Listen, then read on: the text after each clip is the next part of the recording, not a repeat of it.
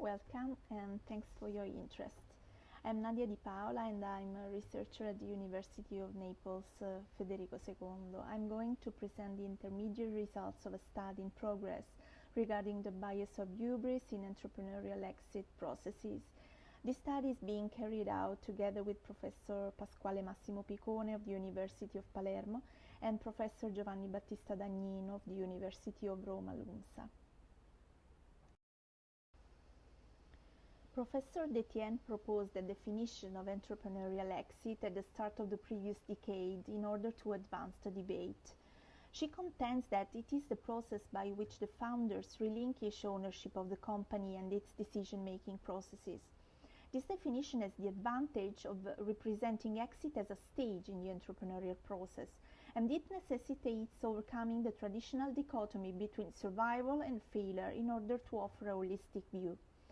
From a logical standpoint, the entrepreneurial exit represents the opposite of the business creation. From a chronological standpoint, it may represent an intermediate phase. In this view, the exit is a normal event in the business cycle that is programmed by the entrepreneur, who plan how and when within the context of a larger strategic personal and professional design. This implies that some of the management decisions may be influenced by the entrepreneurial exit plans.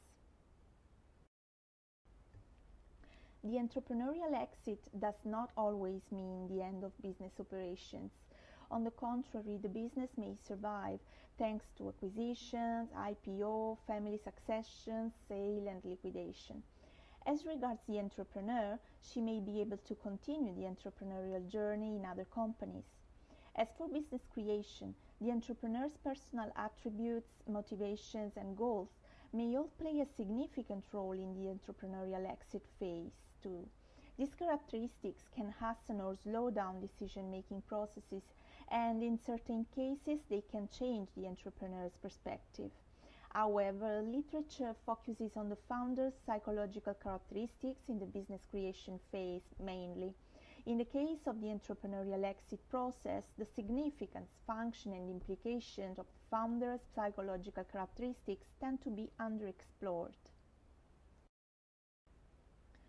Hubris occurs when a person overestimates the accuracy of her knowledge, skills, and the likelihood of success. Frequently, it affects people performing roles of power and responsibility in their professional life. In concrete, when an entrepreneur has a good entrepreneurial experience, she is easily persuaded to be the primary architect of entrepreneurial success.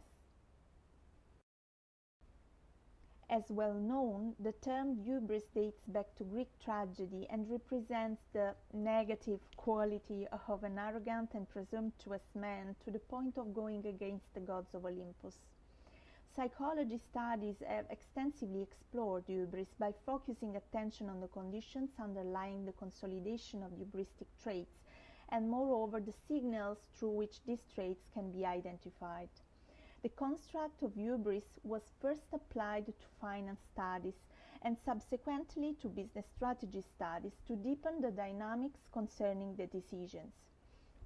Hubris appears to be a key factor in corporate decision-making processes and in the formulation and implementation of some corporate social responsibility strategies and initiatives. Some scholars have observed a good side and a bad side of hubris, while others have explored how to prevent hubristic leadership and the conditions limiting the impact of hubris on performance.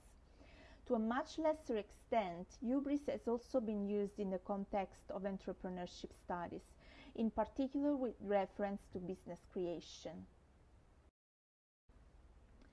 In our study, we propose that the bias of the founder's hubris is reflected not only in the choices underlying business creation, but also in the moment of the entrepreneurial exit. As I said, the study is still under development, and its goal is to investigate if and how the entrepreneur's hubris can affect her entrepreneurial exit decision. From a methodological point of view, our study proposes an original theoretical interpretative framework to explore the basic mechanism through which the hubris bias insinuates within the entrepreneurial exit choice.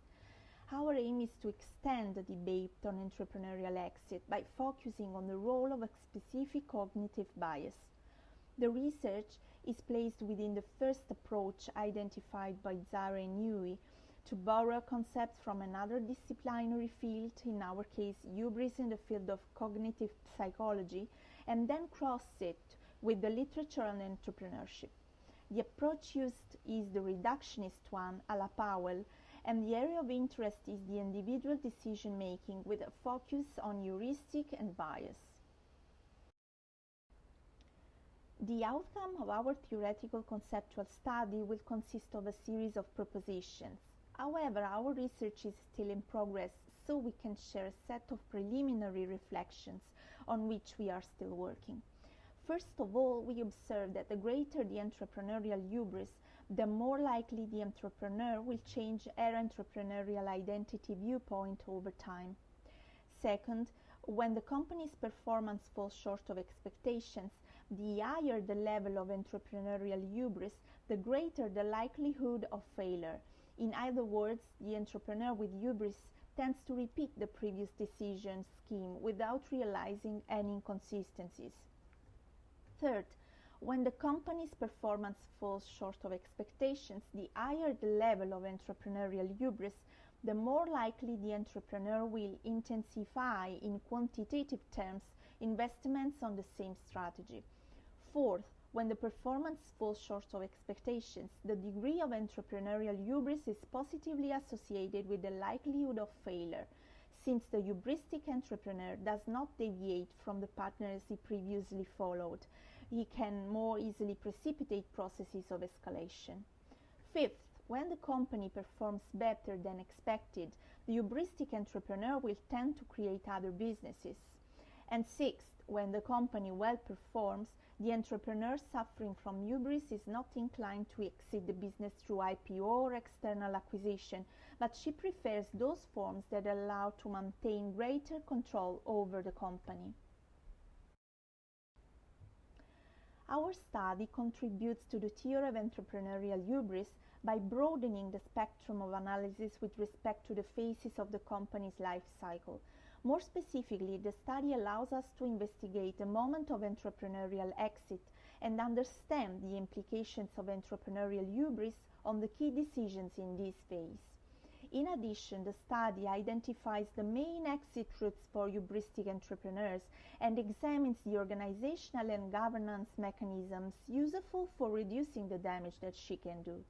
Of course, the study can be extended both to consider different entrepreneurial histories and compare them, and to corroborate its results through quantitative studies or by applying the historical method. So, we are delighted to have had the opportunity to present this research work. It is in progress and we are expanding it at the moment. For this reason, we hope to receive suggestions and comments from you that can further help strengthening the study. So, thank you very much.